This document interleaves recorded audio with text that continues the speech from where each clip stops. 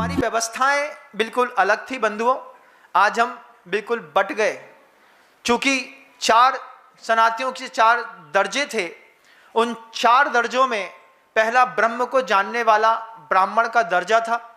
देश की रक्षा सुरक्षा करने वाला वह शुद्ध सनातनी हिंदू क्षत्रिय शब्द से घोषित हुआ, जो आज भारत भूमि की वसुंधरा की रक्षा करने के लिए वहां पर खड़ा होकर के युद्ध लड़ रहा है। उसकी छाती में हनुमान बैठे हैं। जय श्री राम का नारा लगा करके वो बंदूक उठाता है।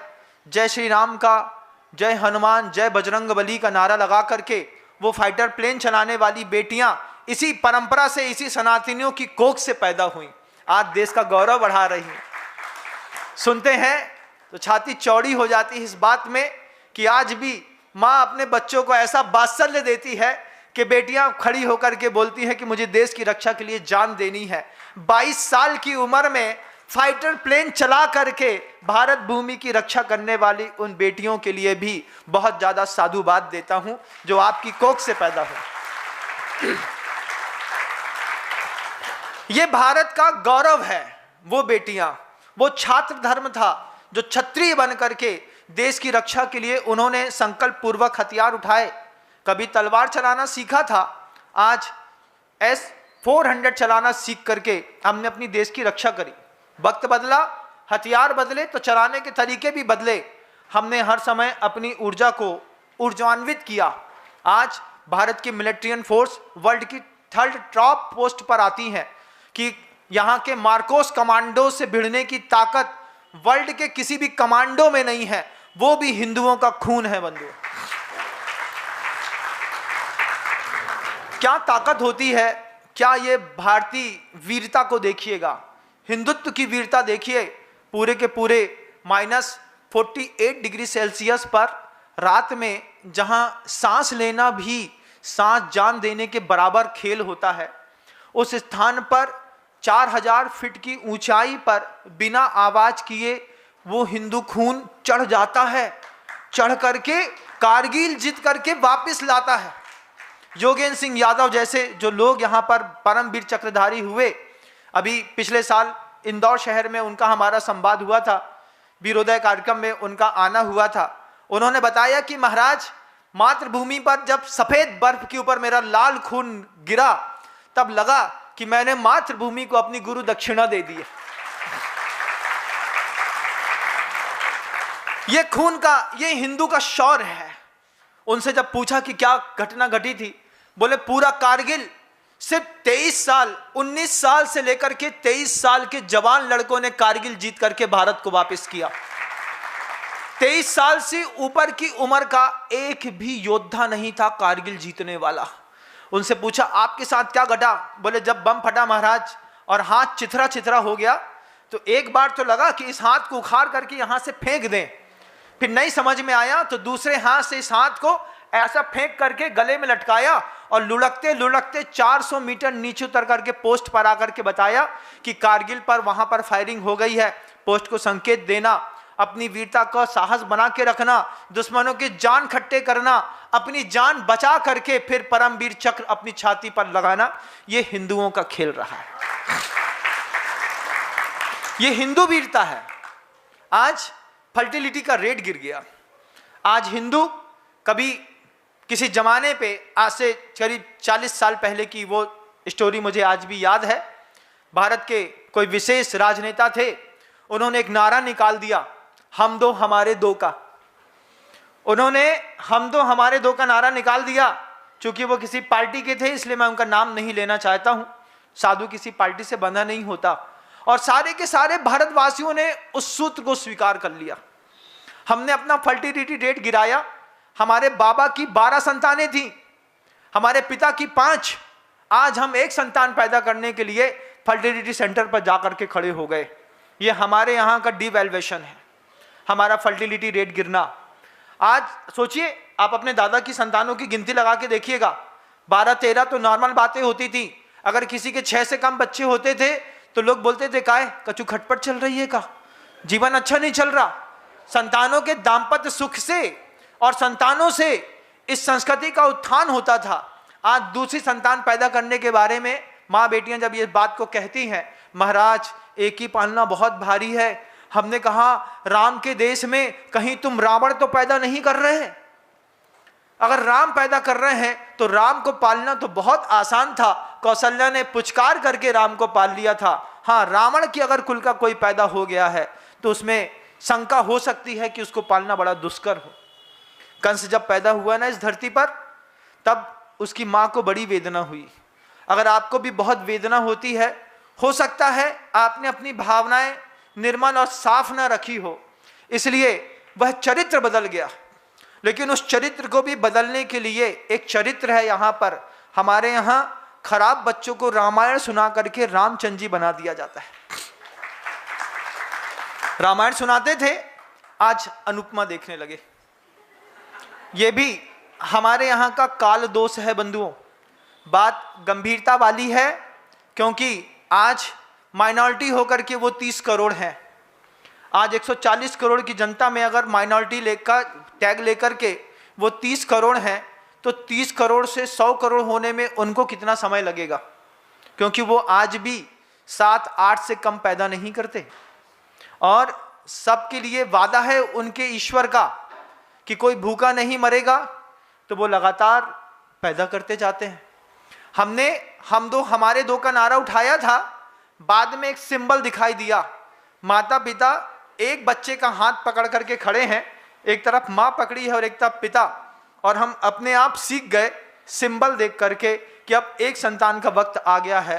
भारत कहीं रामचंद्र जी का सहारा लेकर के जीने वाला भारत बूढ़ा ना हो जाए। जब आप बूढ़े होते हैं ना, तो धर्म बूढ़ा होता है। जब आप बूढ़े होते हैं तो रामचंद्र जी बूढ़े होते हैं, माँ कौशल्या बूढ़ा होती है, बूढ़ी होती है, सीता बूढ़ी होती है।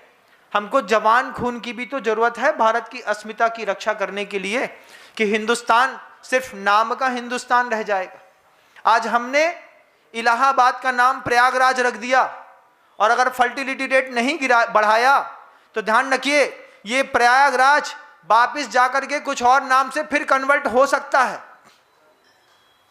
बदलने में समय कितना लगता है? एक मुख्यमंत्री हमारा सहारा हमारे साथ उठ करके आए और उन्होंने इलाहाबाद को प्रयागराज कर दिया। अगर हमारा फर्टिलिटी रेट सही नहीं रहा, अगर हमने सही समय पर सही संतानें नहीं पैदा की, सही उम्र पर संतानें पैदा नहीं की, तो ये वापस प्रयागराज इलाहाबाद हो जाए तो कोई आश्चर्य की बात नहीं है। लेकिन आप कहते हैं जुनून के साथ, होने नहीं देंगे। वो भी कभी कहते होंगे होने नहीं देंगे। एक बार उसका नाम इलाहाबाद भी नहीं था, उसका नाम अल्लाह आबाद था। नाम था उसका अल्लाह आबाद, यहाँ पर अल्लाह आबाद रहता है। बाद में उसका नाम थोड़ा सा बिगड़ करके इलाहाबाद हुआ।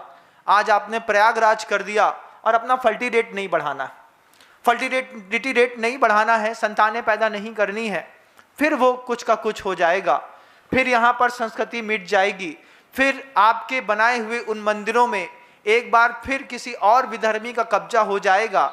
इसके लिए कहीं हमारी ये सुसुप्त चेतना हमको कहीं निष्क्रिय, बहुत अच्छी बात कही पूर्व वक्ता ने, समाज को चलाने वाले 2 शक्तियां होती हैं, सज्जन शक्ति और दुर्जन शक्ति।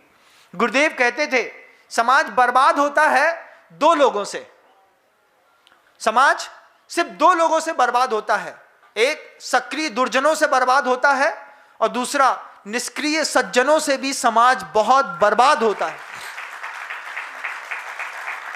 आपके पास ताकत है, आपके पास हुनर है, आप अभी फ्यूज नहीं है, आप कंफ्यूज भी नहीं है, आपका विजन भी क्लियर है कि हमको अपने धर्म की अस्मिता की रक्षा करनी है, और उसके बाद भी कोई आपको बरगला ले, कोई आपको आपके पास से खुद उठा ले, कितना बुरा लगता है ना। आप मुझे बताइए, मैं आपसे अगर 10 क्वेश्चन पूछूं और आप सही जवाब दे जाएं तो बड़ा सौभाग्य की बात होगी। जब कभी भी हिंदू धर्म का अभिवादन का एक तरीका होता था, हिंदू जब भी अभिवादन करता है वो या तो पैर छू करके करता है या हाथ जोड़ करके जय श्री राम कह करके करता है। आज हमारे आपके अभिवादन का तरीका क्या है? जब हम किसी से मिलते हैं तो शेक हैंड करते हैं कि नहीं? करते हैं ना। ये कल्चर क्या आपके रिलीजियस स्टेटस का है?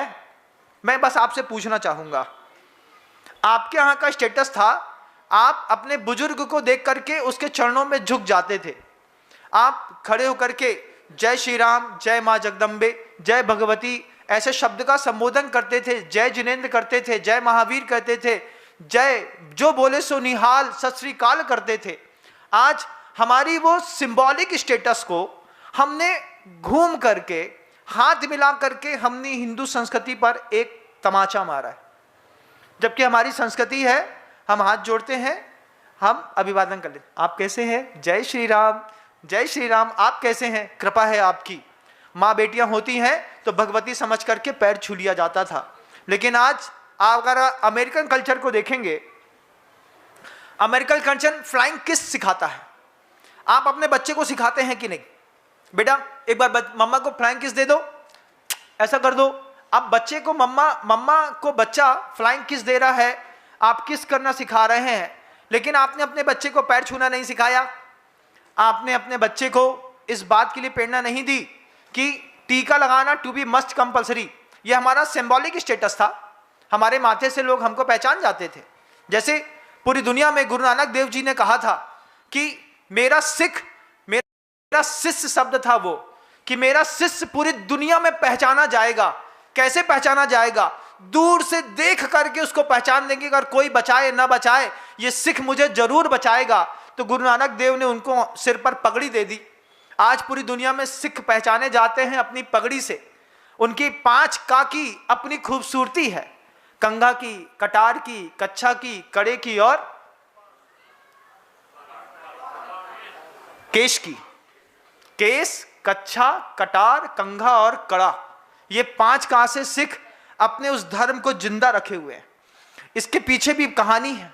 गुरु नानक देव जी ने कहा था कि दुनिया में कोई किसी की रक्षा करे ना करे, सिख के सामने अगर गलती हो रही होगी, पाप हो रहा होगा, तो वो उसको बचाएगा, ये उसकी जवाबदारी है। गुरु नानक देव के सामने उसने, उस कौम ने कसम खाई है।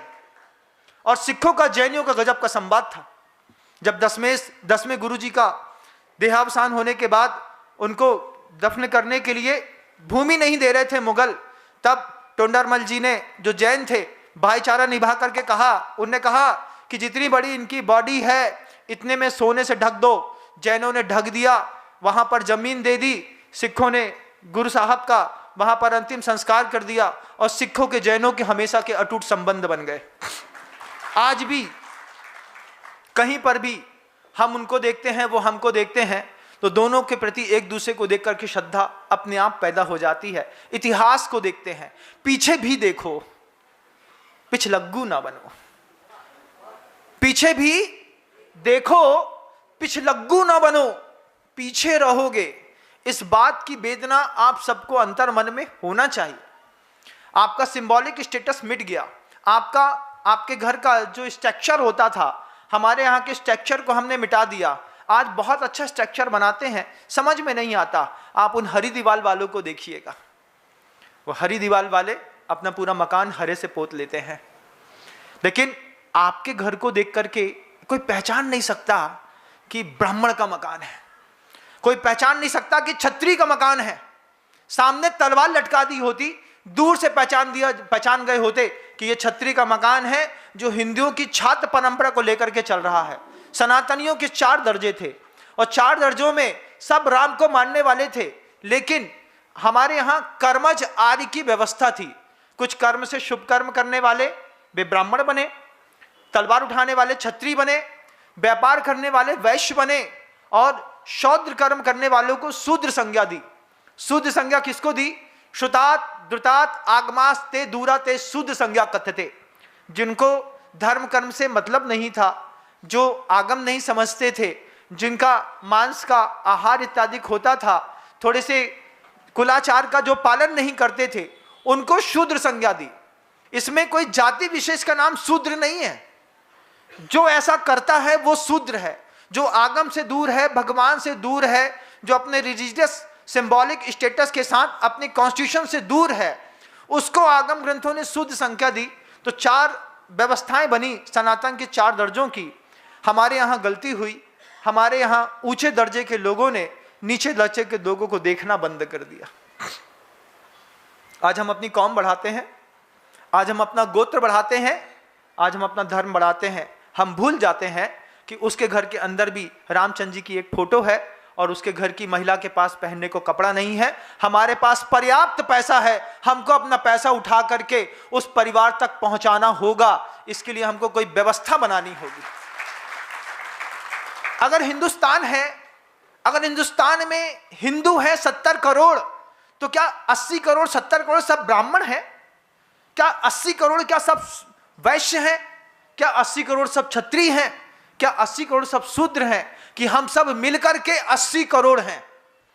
अगर हम सब मिलकर के 80 करोड़ हैं और हर घरों में रामचंद्र जी पूजे जाते हैं, हर घर में भगवती पूजी जाती है, हर घर में मां जगदम्बा की पूजा होती है, जगन्नाथ के भात को जब पूरा जगत एक साथ हाथ पसारता है, आगे ब्राह्मण चलता है रथ के ऊपर बैठ करके, शूद्र पीछे नहीं रहता बंधुओं। वो कर्मज सूत्र है, जात शूद्र नहीं है, जाति से शूद्र नहीं है। हम है तो हम हिंदू, लेकिन हमारे कुछ कर्म ऐसे हैं कि कर्म के कारण कोई हमको शूद्र कहता है। आज वो परिभाषाएं जातिगत हो गई। आज इस संवाद को शब्द को बोलने पर अपराध आईपीएल इंडियन पिनल कोड ने अपराध संज्ञा घोषित कर दी। लेकिन एक सनातनी परंपरा में 4 धार्मिक व्यवस्थाएं थी, कर्मज व्यवस्थाएं थी। उस कर्मज व्यवस्थाओं में सबसे निचले तबके के हिंदुओं को ऊंचे तबके के लोगों ने देखा नहीं। इसके कारण एक दुनिया का सबसे बड़ा घोटाला हुआ। क्या हुआ महाराज? हम क्यों देखें उनको? मत देखिए आप उनको। आप इस घमंड में फूल करके अगर आपने अपने ही परिवार के सनातनी संप्रदाय के 4थे दर्जे को नहीं देखा, उस 4थे दर्जे को जीसस ने देखा।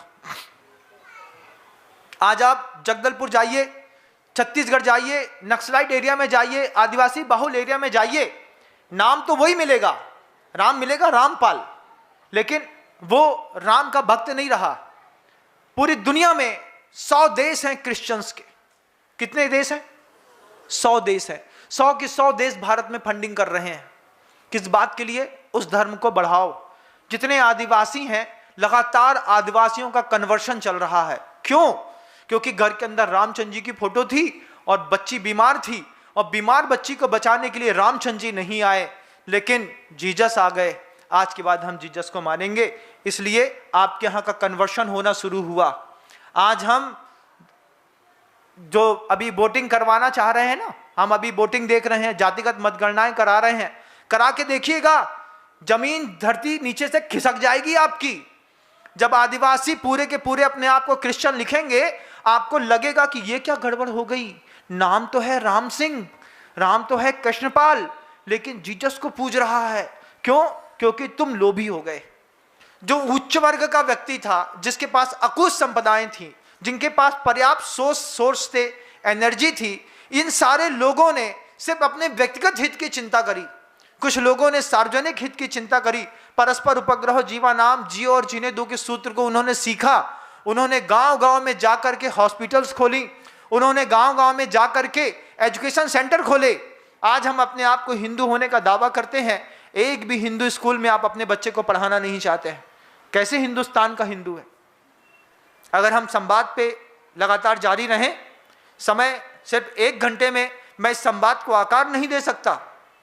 मेरे अंदर का उतना ज्वालामुखी है कि अभी तो आपने सिर्फ उसकी भाप देखी है।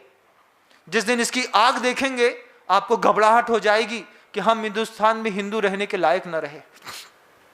सिर्फ भाप दे रहा हूं आपको, इस भाप की भी कीमत करिएगा, क्योंकि मेरा अधिकार उद्बोधन से लेकर के सिर्फ आप तक है, लेकिन आपका अधिकार पूरे विश्व में है। गुरु बंधा है अपनी लक्ष्मण रेखा से, अपनी गुरु रेखा से। शब्दों का प्रयोग उतना शाब्दिक और व्यवस्थित करता हूं जिसके माध्यम से किसी हृदय को क्षोभ ना हो, लेकिन यह भी चाहता हूं कि इन्हीं शब्दों के माध्यम से ये सनातन भारत की संपदा के लोग जगें। आप देखें कि 4थे दर्जे को आपने कोई भी सहयोग नहीं देने के कारण, आप मुझे बताइए ऐसा कौन सा स्कूल है जिस स्कूल में आप किसी हिंदू बच्चे को फ्री ऑफ कास्ट पढ़ा करके उसको ऊंचा उठाने में सहयोग करते हैं? आप मुझे बताइए, हिंदुस्तान में ऐसे कितने हॉस्पिटल्स हैं जहां पर इलाज फ्री में मिलता है, जहां पर उच्च गुणवत्ता वाली शिक्षाएं और एजुकेशन मिलती हैं? आपके हाथ से कहने के लिए आपके पास शब्द नहीं मिलेगा। लेकिन 100 देश हैं दुनिया में क्रिश्चियंस के, वे 100 के 100 देश फंडिंग करते हैं, पैसे की कमी नहीं है उनके पास। एशिया का सबसे बड़ा चर्च जगदलपुर दल्ली राजहरा के गांव में एक बना हुआ है। जब पिछली 4-5 साल पहले सुकमा कोंडा गांव और केशकाल की घाटी दल्ली राजहरा को पार करके जगदलपुर नक्साइट एरिया में गीदम तक मैं होकर के आया, मैंने देखा बियाबान जंगल में दुनिया का, एशिया का सबसे बड़ा चर्च बना हुआ है। लेकिन एशिया का सबसे बड़ा राम मंदिर ढूंढने जाएंगे तभी देखना मुश्किल हो जाएगा। वो भी धरती पर, भारत की धरती पर नहीं है, विदेशों में बना हुआ है। आज पूरे 80 करोड़ हिंदुओं ने मिलकर के राम भगवान की बहुत बड़ी मान रखा, अयोध्या में एक राम मंदिर बना दिया। उस चीज के लिए पूरे देशवासियों को साधुवाद देता हूं। लेकिन पूछना चाहता हूं, क्या सिर्फ एक राम मंदिर बना देने से आपके राम की जीवंतता हो जाएगी? कि अभी पूरे भारत के पूरे सनातनियों को मिलकर के ऐसे और भव्य देवालय बनाने की आवश्यकता है कि हमारे जाने के बाद दुनिया में जब कभी भी कोई इस धरती पर पैदा हो तो वो दीवालों को देख करके समझ जाए कि यहां पर राम थे, लक्ष्मण थे, गैया थी, सीता थी, कोई शत्रुघ्न था, कोई कंस था। इन इबारतों को पत्थरों पर उत्कीर्ण करने के लिए इस पूरी की पूरी परंपरा का सिर्फ एक देवालय जरूरी नहीं बंधुओं, ऐसे कई देवालयों की आवश्यकता है, जिसके लिए हमको आपको आज पुरुषार्थ करना पड़ेगा। आचार्य भगवंत को जब ये बात अंदर चुभती थी, आचार्य भगवंत ने एक बड़ा अच्छा काम किया। सनातनी परंपरा के निचले तबके के लोगों को उठाने के लिए गुरुदेव श्री विद्यासागर जी महाराज अपने प्रयोगात्मक जीवन को जीते रहे। आचार्य सिंह जी से कहा कि आचार्य सिंह जी, अपन इतना बड़ा मंदिर क्यों बना रहे हैं? गुरुवर ने एक ही बात कही, सनातन को जीवित रखना है तो बड़े बड़े मंदिर बनाने पड़ेंगे। फिर पूछा गुरुवर से कि क्यों? तो गुरुवर ने एक ही बात कही, बोले देखो, इनके पास 100 करोड़ रुपए हैं। एक किसी सावक के पास, गृहस्थ के पास 100 करोड़ रुपए हैं, उससे कहें कि 25 करोड़ रुपए दान कर दो तो वो हाथ खड़ा कर लेगा। महाराज, इतनी संपदा मेहनत से कमाई है, क्यों दान कर दें?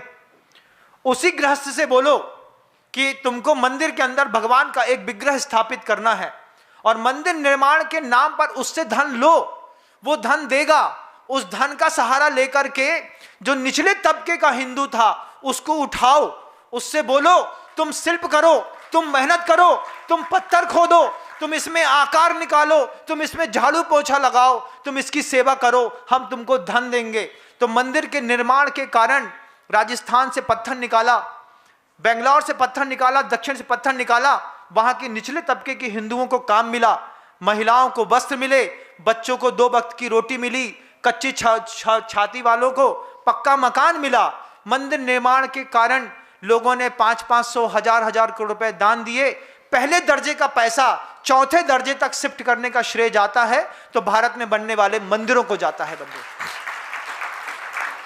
इकोनॉमी स्टैंड करी, उस इकोनॉमी को स्टैंड करने के लिए, पैसे को रेगुलेट सरवाइव करने के लिए, घुमाने के लिए गुरुवर ने मंदिरों के निर्माण का प्रकल्प रखा। मंदिर निर्माण सिर्फ किसी की मान पुष्टि का कारण नहीं था, मंदिर का निर्माण था कि हम प्रत्येक वर्ग के लोगों को बराबर की सुविधाएं तो दे सकें, परस्पर उपग्रह जीवा नाम का सूत्र तो सार्थक कर सकें, जियो और जीने दो की परिभाषाएं तो हम सही ढंग से लिख सकें। इसके लिए गुरुवर ने प्रकल्प लगाए। आज कुंडलपुर के बड़े बाबा का मंदिर 600 करोड़ रुपए से की लागत से बनाया, गुरुवर के आशीर्वाद से। दुनिया भर के जैनों ने उसमें पैसा दिया और पूरे के पूरे जैनों का पैसा आचार्य भगवंत ने उठा करके पूरे के पूरे विश्व के सनातनियों को बांट दिया। बोले ये पैसा ले जाओ, इनके पास पैसा रहेगा तो पैसा पाप कराएगा। आपके घर के अंदर पैसा रखा है, आपके घर के अंदर किसी बात की कमी नहीं है, आप घर जाइएगा, प्रयोग करके देखिएगा। आप पैसे को 1 लाख रुपए उठा लीजिए हाथ में, अगर आपको किसी का कर्जा नहीं चुकाना है, अगर आपको किसी को उधारी नहीं देनी है, आपको मकान नहीं बनाना है, दुकान में पर्याप्त माल भरा है और घर के अंदर 1 लाख रुपए की संपत्ति है, तो हाथ में रख करके आंख बंद करके पूछिएगा इस पैसे का मुझे क्या करना चाहिए। पैसा आपको प्रेरणा देता है, पैसा प्रेरणा देगा, अरे चलो बैंकॉक घूम के आते हैं। ये क्या कर रहा है? पैसा आपसे पाप करा रहा है। पैसा आपको शराब खाने तक ले जा रहा है, पैसा आपको जेल तक ले जा रहा है, पैसा आपसे बलात्कार करा रहा है, पैसा आपसे क्या नहीं करा रहा है। क्यों? क्योंकि उस पैसे को डायरेक्शन नहीं दिया। अगर अच्छे सनातनी संप्रदाय में साधु संतों का सहयोग मिल करके उन्होंने जैसी प्रेरणा दी, कहा अकाल तख्त को बढ़िया बनाना है, सिखों ने अपने पूरी जान की बाजी लगा करके घर का पूरा सोना उठा करके अमृतसर के गुंबज में लगा करके दिखा दिया लोगों को कि पैसे की सही सदुपयोगिता ये हो सकती है। गुरुवर कहते हैं ऐसी जगह पैसा लगाओ कि पूरी दुनिया देखे भी और चुरा भी ना पाए। मकान के अंदर पैसा लगाओगे तो आज नहीं तो कल चोरी हो जाएगा। मंदिर के अंदर पैसा लगाओगे तो कभी दुनिया देखेगी पूरा तुम्हारा वैभव। आपकी ताकत आपके घर से दिखाई नहीं देती, आपकी ताकत आपके मंदिरों से दिखाई देती है, आपकी ताकत आपके संतों से दिखाई देती है कि इनका संत कितना जबरदस्त है कि एक संत के कहने पर जब लोग 200-200 करोड़ रुपए छोड़ देते हैं तब बाहर हंगामा मचता है। क्या हंगामा मचता है? क्या डेडिकेशन है सनातनियों का। गुरु ने एक बार बोला और इनने 200 करोड़ रुपए का दान दे दिया। तब जाकर के लोगों के अंदर दिल कांपता है। लोग आकर के पूछते हैं भारतवासियों के खून में ऐसी कौन सी बात है कि जरा जरा सी बात पर ये करोड़ रुपए का दान दे देते हैं। उनसे कहना पड़ता है कि भारतवासियों के खून की वो बात को समझने के लिए तुमको भारत की भूमि पर पैदा होना पड़ेगा, तब तुम्हें समझ में आएगा कि भारत में दान देने की क्षमता कैसे विकसित हुई है। मेरे पास बहुत कुछ है बंधुओं कहने को, लेकिन हाँ, गुरुवर ने एक और सुंदरतम प्रकल्प रखा। आज हमारे यहाँ का सोशल कंट्रोल सिस्टम डैमेज हो गया। जैसे हमारा सोशल कंट्रोल सिस्टम डैमेज हुआ, पहले through religious, through knobs, through education हम अपने फैमिली मेंबर्स को गाइड करते थे। घर के अंदर बताया जाता था हम जिस सोसाइटी में रहते हैं उस सोसाइटी में आप हिंसा नहीं कर सकते, बलात्कार नहीं कर सकते, चोरी नहीं कर सकते, आप इस सोसाइटी में रह करके बहुत ज़्यादा संग्रह इकट्ठा कर नहीं सकते। लेकिन जब हमारी लाइन से हट करके हमारी परंपरा के लोग मिले, एक बार चेक करिएगा जेलों में कितने हिंदू बंद हैं। एक बार सनातनियों को चेक करिए, एक बार कितने बंद हैं। वो क्या हुआ, ये अपने खुद के सोशल नेटवर्क और स्टैंडर्ड से, सोशल कंट्रोल सिस्टम से बाहर होकर के किसी ने बलात्कार किया, किसी ने हिंसा करी, किसी ने झूठ बोला होगा, किसी ने करप्शन किया होगा, किसी ने किसी को मर्डर किया होगा, कुछ किया होगा। दुनिया के सिर्फ 5 पाप हैं, सिर्फ 5 पाप। इन 5 पापों से जेलें भरी पड़ी हैं बंधुओं। हिंसा से जेल भरी पड़ी है। किसी का मर्डर किया, जेल में बंद हो गए, झूठ बोला, जेल में बंद हो गए, चोरी करी, जेल में बंद हो गए, किसी का बलात्कार किया, जेल में बंद हो गए, किसी का बहुत ज्यादा अतिरिक्त धन का संचय कर लिया। इन 5 कारणों से आदमी जेल में बंद हो गया। हिंसा, झूठ, चोरी, कुशील और परिग्रह। इसमें जो लोग गलती से वहां बंद हो गए उनके बारे में भी गुरुवर ने चिंतन किया। तिहाड़ जेल में जहां पर 17,000 से ज्यादा कैदी हैं, वहां पर हथकरघे की स्थापना करी। एक कैदी है, सनातनी है, कैदी है, आवेग में, क्रोध के आवेग में कुछ पाप कर गया, बाद में अपराध बोध हुआ, लेकिन 20 साल की सजा हो गई, आजीवन कारावास की सजा हो गई। उसको हथकरघे को वहां तक पहुंचाया, 50-50, 60-60 हजार रुपए का एक हथकरघा असेंबल किया। ऐसे 700-700, 400-400 हथकरघे जेलों में असेंबल करके कैदियों को हथकरघा चलाने की प्रेरणा दी। आज जो जेलों में बंद सजा याफ्ता आजीवन कारावास के जो अपराधी हैं, वे हथकरघा चलाते हैं। हथकरघा चला करके महीने का 40,000 रुपए कमाते हैं और 40,000 रुपए उनके परिवार वालों को दे दिया जाता है, तो वो अंदर रहता है और बाहर परिवार का पोषण होता रहता है। इसको परस्पर उपग्रह जीवानाम कहते हैं बंधुओं। हमारे पास ऐसे बहुत सारे कर्तव्य हैं। हमारे धन का उपयोग हमने सिर्फ कभी अपने लिए नहीं किया, हमारे जेब में अतिरिक्त रहा है, हमने अतिरिक्त का विसर्जन किया है। ये बात हमने महर्षि दधीची से सीखी कि जब उस रावण का, उस असुर का वध करने के लिए उनसे बोला कि आपकी हड्डियों के बिना ये धनुष बन नहीं सकता और इसके बिना ये असुर मर नहीं सकता। हमारे यहाँ वो खून है हमारी रगों में कि हम देश की संस्कृति की रक्षा करने के लिए अपनी हड्डी का दान देने का हौसला रखते हैं। इस कौम के लोग हैं हम, लेकिन आज भटक चुके हैं। कोट पैंट पहनते हैं, सिंबल लगाते नहीं, हमारे बाल को देख करके कोई पहचान नहीं सकता कि हम हिंदू हैं। उनके बालों से उनकी पहचान है। दक्षिण अफ्रीका का इतना लॉस हुआ, दक्षिण अफ्रीका अपना कल्चर नहीं बचा पाया। दक्षिण अफ्रीका अपना कल्चर नहीं बचा पाया तो उसने अपने कल्चर को बचाने की अंतिम कवायद करी। अपने बाल का जो स्टैंडर्ड होता था उसको बना के रखा। वे छोटी छोटी छोटी छोटी छोटी छोटी 1000 चोटी करते हैं, 100 चोटी करते हैं, 90 चोटी करते हैं। आज पूरी दुनिया में दक्षिण अफ्रीकन को कोई पहचानता है तो सिर्फ उनके बालों के कारण से। लेकिन यहाँ के सनातनी को ना उसके ड्रेसिंग सेंस से, ना उसकी लाइफ स्टाइल से, ना उसके सिंबॉलिक स्टेटस से, आपके मकान के ऊपर एक भगवा तक तो लगा नहीं जो आपकी पहली आवश्यकता थी। पहली आवश्यकता थी। जब घर के अंदर कोट पैंट शर्ट पे इतना खर्चा करते हैं, मकान बनाते वक्त एक मोटा सा झंडा गाड़ देते वहीं पे कि पूरी दुनिया में कोई सनातनी परिवार है तो उसके घर का झंडा देख करके तुम पहचान जाओगे। कम से कम कोई बाहर का अनजान आएगा तुमसे पानी तो मांग सकेगा कि मां पानी दे दो, किसी के यहाँ का पानी पी करके मैं अपनी पवित्रता घोषित कर दूंगा। लेकिन हमारे मकानों के ऊपर हमारी धर्म को बताने वाला एक झंडा तक नहीं है। भगवा की बात मैं भगवा नहीं कहता हूं। सिखों के यहाँ सिखों के झंडे होने चाहिए, जैनों के यहाँ जैनों के पचरंगे झंडे होने चाहिए, हिंदुओं के पास भगवा होना चाहिए। झंडा कहीं भी लहराएगा वो हिंदू का कहलाएगा।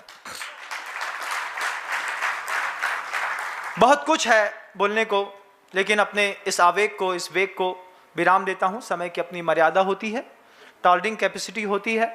और जहां बात करी कि मुझे आहार की जल्दी होती है, मैं आपको बताऊं कि दिगंबर साधु दिन में सिर्फ एक बार आहार करते हैं, ठंडी गर्मी बरसात में। उसी समय भोजन लेते हैं, उसी समय पानी लेते हैं। उसमें भी कुछ मान लीजिए दोष निकल आता है तो उस दिन का वो भोजन भी छोड़ देते हैं। एक बहुत पवित्रतम और उत्कृष्टतम चर्या है। जिन्होंने आज तक दिगंबर साधु की चर्या नहीं देखी है, मैं चाहूँगा कि आप एक बार उस चर्या को भी देखें कि किस तरीके से दिगंबर साधु का एक आहार होता है, जिसमें एक भी दाना खराब किए बिना वो भारतीय संस्कृति में अपना एक महत्वपूर्ण योगदान देते हैं। शब्दों को विराम दूंगा, लेकिन एक बात जरूर कहूंगा, अगर हम इस संवाद को लगातार जारी रखना चाहते हैं तो हमको रोज यहां पर सुबह 9 बजे आना होगा। अगर आप चाहते हैं कि हम इस संवाद को कल भी सुने, परसों भी सुने, आगे भी सुने, तो जब तक गुरुदेव श्री समय सागर जी महाराज श्री जी का आशीर्वाद है, मैं यहां पर रोज सुबह 9 बजे अपने देशना को देता हूं, वक्तव्य रखता हूं। अगर आप चाहते हैं कि जीवन विकास की धाराओं में एक नया विचार, एक नई क्रांति की हमें एक आवश्यकता पड़ेगी। जातिगत बंधनों से यह मंच कभी बंधा नहीं है। किसी भी धर्म, किसी भी जाति का व्यक्ति आकर के यहाँ पर धर्म लाभ ले सकता है, अपनी चेतना को जागृत कर सकता है, अपनी परंपराओं को, भगवान श्री राम के गौरव को ऊंचा कर सकता है। शब्दों को विराम दूंगा। गुरुदेव श्री विद्यासागर जी महाराज।